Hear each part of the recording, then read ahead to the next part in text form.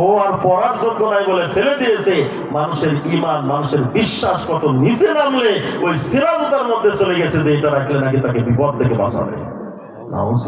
বিপদ থেকে বাঁচানোর মালিক কে? আল্লাহ। আরো জোরে বলতে হবে কে? আল্লাহ। অসুস্থ হলে সুস্থতা দিবেন কে? আল্লাহ। অনেকে আমরা দেখছি গরুর ওই যে চলে হাতটা গাছের সাথে ঝুলে রাখে, বাড়িতে নাকি শয়তান আসবে না, ফল আরো বেশি ধরবে, এরকম বিশ্বাস। আবার ছোট বাচ্চা হলে বাড়িতে ঘরের সাথে অনেকে ঝুলে রাখে। এই বিশ্বাস যদি করে যে এই গরুর ফেলে দেওয়া হাতটা আমাকে বিপদ থেকে রক্ষা করবে, বদনজর থেকে রক্ষা করবে, তাহলে কি হবে? শিরক হবে। কারণ আল্লাহ রাসূল শিখিয়েছেন বদনজর থেকে বাঁচার জন্য কি কপালে টিপ দেওয়া, তাই না?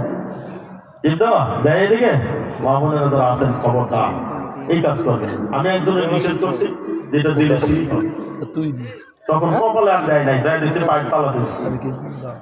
শয়তান বলে তুই আমার থেকে বাঁচবি, তোর চাইতে বেশি জ্ঞান আমি রাখি। আদমের যুগ থেকে শুরু করে প্রত্যেকটা নবী রাসূলের যুগ আমি দেখেছি, তাই না?